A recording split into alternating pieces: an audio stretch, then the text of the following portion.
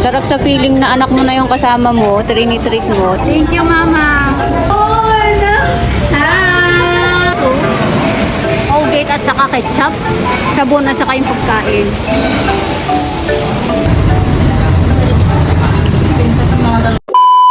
A day in a life sa Pilipinas after abroad. At ito nga mga kitsay, naladaw man na nagreigan. Apay nakaturturuga mo ta na nagmula dumating na dito yun. Kasi nga wala na tayong amo. Unlike nung nasa Hong Kong tayo na bawat kilos is talagang nag-iingat tayo kasi baka magkamali tayo, baka pagalitan tayo, baka i-terminate tayo. In short, limited lang talaga ang galaw natin doon kasi may amo nga tayo. Unlike dito na you freely do whatever you want. Huy! But anyways, nakarating na nga ako dito sa Jollibee mga kid-size para i-date ko yung anak ko at ayan na nga nauna yung anak ko dito at nag-order siya and then ako naman is naganap ako ng upuan doon sa taas kasi maraming tao ngayon baka wala kaming upuan kapag mag-aantay kaming dalawa doon. Pero mabilis naman yung servisyo nila dito kasi marami silang staff so ayan na-serve agad yung pagkain namin. Fast forward, pagkatapos na nga namin kumain, pumunta na yung anak ko sa school and then ako naman is nagdiretso ako dito para bumili muna ako ng record book bago ako pupunta sa office ng IMG dito sa amin. Kung sa Hong Kong is part-time ko lang yung IMG, dito is full-time na job ko na ito mga ka-quit size. Yes, umuwi ako pero may trabaho pa din ako dito na maaabutan kasi sinimulan ko sa Hong Kong and same din lang yung kita ko doon and kita ko dito. So mas pinili ko na umuwi na lang. So kasama ko pa yung anak ko, mga kapatid ko at mga magulang ko kasi alam mo yung parati akong pabalik-balik ako sa abroad. Pag mabakasyon ka is nagra-rush ka kasi 14 days lang, 20 days lang yung bakasyon mo. Parang hindi mo masulit yung moment na kasama mo yung anak mo, yung buong pamilya mo. So, ito talaga yung reason kung bakit ako nag-for good kahit sobrang bait ng mga amo ko.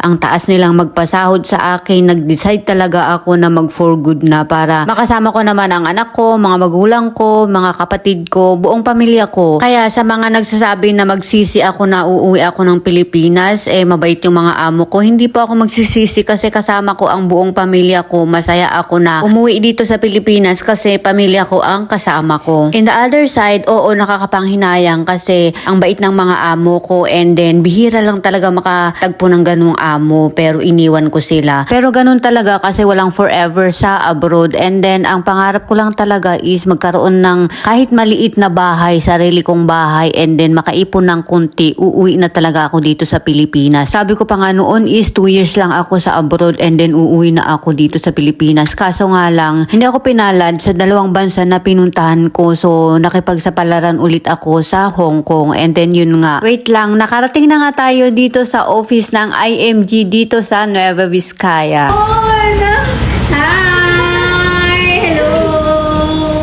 At ito nga ang magiging trabaho natin dito sa Pilipinas mga kakit-size. Kung nakikita nyo, parati akong pumupunta kapag day off ko doon sa office na IMG doon sa Hong Kong. Ginagawa ko siyang part-time and ngayon dito sa Pilipinas is magiging full-time job ko na siya. Huy! And ang kagandahan dito is wala kang boss. Boss mo ang sarili mo and hawak mo ang oras mo. Yun ang kagandahan sa trabahong ito mga kakit-size. O baka magtanong ka kung paano i-message mo lang ako. But anyways, nawala na nga tayo sa kwento natin, itutuloy natin sa next episode. Huy!